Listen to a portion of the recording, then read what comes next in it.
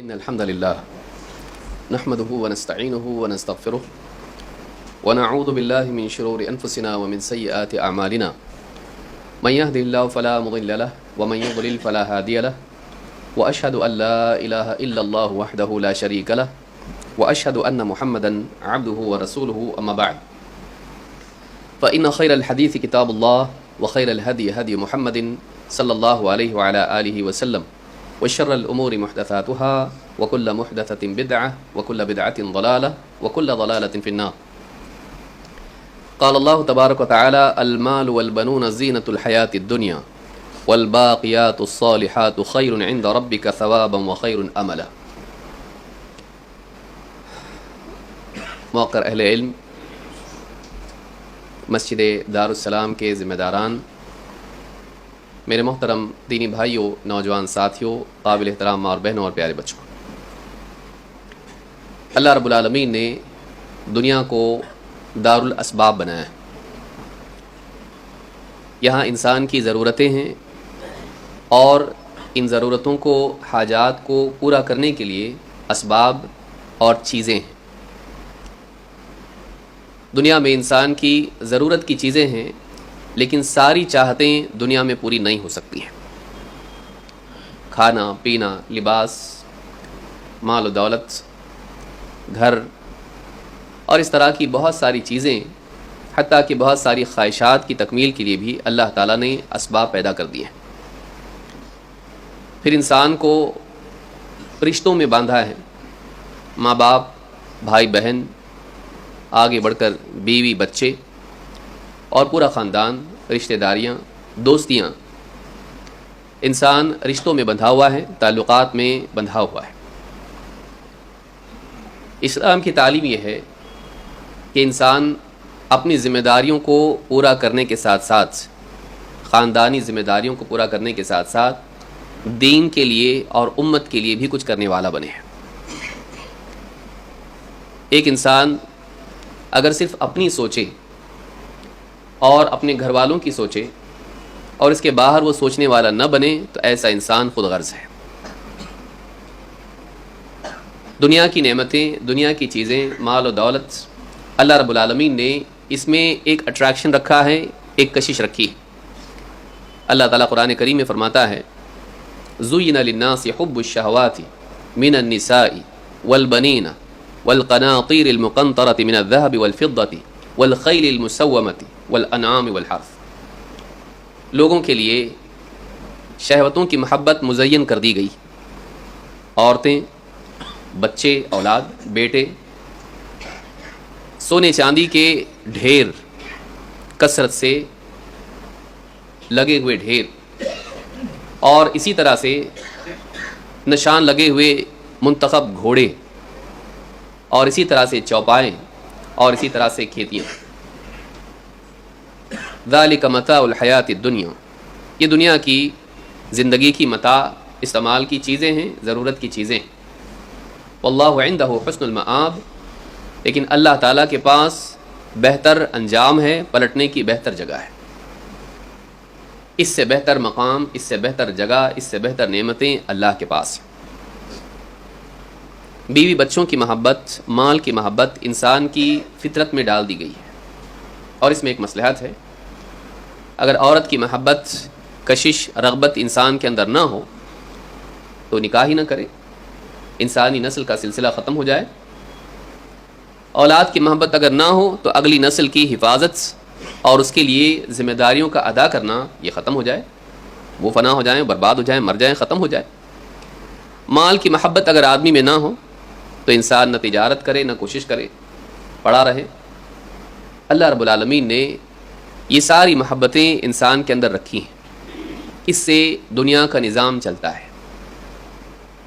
لیکن یہ محبت اگر انسان پر غالب آ جائے اور وہ اپنی زندگی کے مقصد کو بھول کر انہی چیزوں میں لگا رہے تو ایسا انسان ناکام ہے۔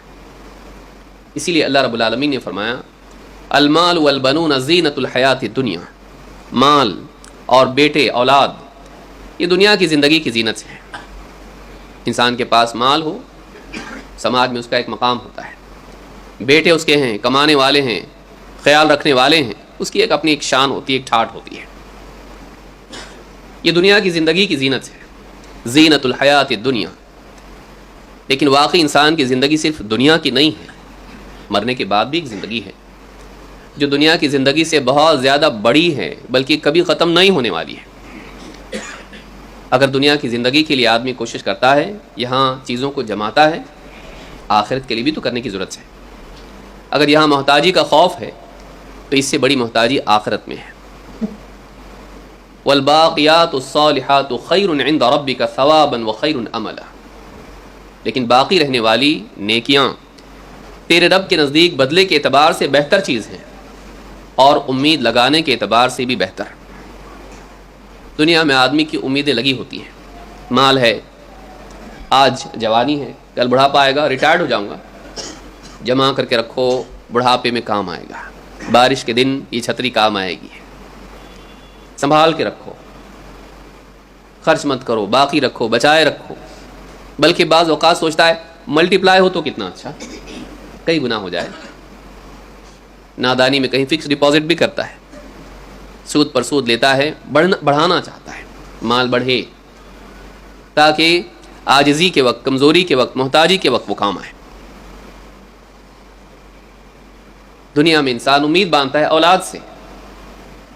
آج بچے ہیں، کل جوان ہوں گے، کمائیں گے، کھلائیں گے، بٹھا کے سنبھالیں گے، خیال رکھیں گے، علاج کریں گے،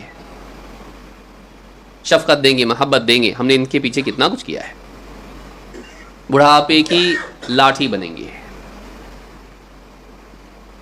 لیکن واقعی کتنی امیدیں ہیں جو ناکام ہو جاتی ہیں، برباد ہو جاتی ہیں، رائے گاں چلی جاتی ہیں.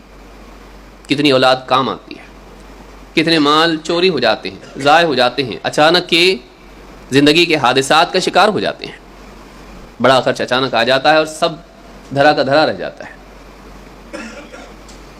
بلکہ اس سے برا حال آخرت میں ہوگا، جب نہ مال کام آئے گا نہ اولاد. یوم لا ينفع مال ولا بنون. جب وہ دن آئے گا، قیامت کا دن، تو نہ مال کام آئے گا نہ اولاد. یہ کام کیا آئے گا؟ الا من اتى اللہ بقلب سلیم. کام آئے گا تو وہ دل جو انسان سلامت دل لے کر آئے، ایسا دل جو شرک سے، کفر سے، نفاق سے پاک ہو اور ان تمام برائیوں سے پاک ہو جو دل کو برباد کرتی ہیں، حسد، کینہ، کپٹ، حرص، ریاکاری اور اس طرح کی بہت ساری برائیاں جو دل میں ہوتی ہیں. یوم لا ينفع مال ولا بنون الا من اتى اللہ بقلب سلیم. قیامت کے دن نہ مال کام آئے گا نہ اولاد، ہاں مگر یہ کہ آدمی اللہ کے پاس قلب سلیم لے کر آئے، صحیح سالم، ٹھیک ٹھاک، سیف، انٹیکٹ دل لے کر آئے، بگڑا ہوا نہیں، ٹوٹا پوٹا نہیں، صحیح، گندا نہیں، داغدار نہیں، اچھا دل لے کر آئے، سلامت گندگیوں سے، برائیوں سے، بگاڑ سے. اور اس دل کے ساتھ جس میں ایمان و یقین ہو، اعمال بھی لے کر آئے. والباقیات الصالحات خیر عند ربک ثوابا وخیر عملا. باقی رہنے والی نیکیاں، ایسی نیکیاں نہیں جن کو آدمی خود ہی برباد کر دے. نماز پڑھی، ریاکاری والی، برباد. احسان کیا، جتایا، برباد. باقی رہنے والی نیکیاں، اللہ کا ذکر، سبحان اللہ والحمد للہ ولا الہ الا اللہ واللہ اکبر، باقی رہے گا. چاہے آسانی سے ہو جائے لیکن اگر اخلاص کے ساتھ ہو اللہ کی خاطر تو باقی رہے گا. لیکن چیزیں چھوٹ جائیں گی، یا تو وہ آپ کو چھوڑ کے چلی جائیں گی یا تو آپ ان کو چھوڑ کے چلے جاؤ گے. جدائی لازمی ہے، چیزوں سے جدائی لازمی ہے، چھوڑ کے جانا ہی ہے. بادشاہ گئے، آپ نہیں جائیں گے؟ جنہوں نے ملک کے ملک فتح کر لیے، سب کچھ ان کے پاس تھا، بڑے بڑے قلعے بنا لیے، موت سے اپنے آپ کو بچا پائے؟ نہیں. موت کو قلعے، دیواریں، فصیلیں روک نہیں پاتی. موت ٹلتی نہیں ہے، فرشتہ غلطی نہیں کرتا ہے، اللہ بھولتا نہیں ہے، اللہ کا لکھا بدلتا نہیں ہے. موت ٹلتی نہیں ہے. یا تو ہم چیزوں کو چھوڑ کے جائیں گے یا پھر حادثات میں چیزیں، چوری، فساد، سیلاب، طوفان یا کچھ اور چیزیں ہم سے چھوٹ جائیں گی. ان سے امید باندھنا بہت بڑی نادانی ہے۔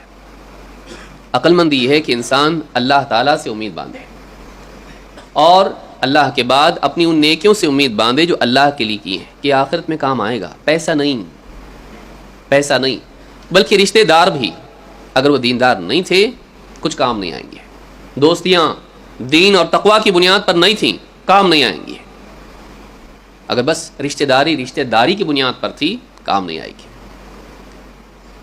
یوم یفر المرء من اخیہ وامہ وابیہ وصاحبتہ وبنیہ، قیامت کے دن کا حال کیا ہے؟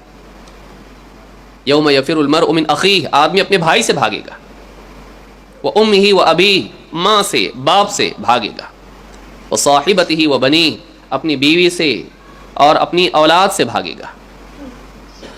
لکل امرئ منہم یومئذ شأن یغنیہ، اس دن ہر ایک اپنے ہی حال میں گرفتار ہوگا،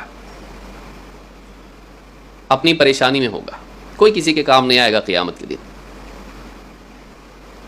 لہذا انسان کو دنیا میں نیکیوں کی، خیر کی کوشش میں لگے رہنا چاہیے۔ اللہ نے جو صلاحیتیں ہم کو دی ہیں، صرف اپنی ذات پر خرچ کرنا، چاہے مال ہو، چاہے وہ دنیا کے اسباب ہوں، چاہے وہ اور صلاحیتیں ہوں، صرف اپنے آپ کے لیے استعمال کرنا کہ میں دنیا میں ترقی کر جاؤں، میرا گھر اچھا بن جائے، میرے بیوی بچے کھا پی کے خوش رہیں، بس اسی میں اگر آدمی لگا رہے، ناکام نادان، ایسا آدمی ناکام ہے، ایسا آدمی نادان ہے۔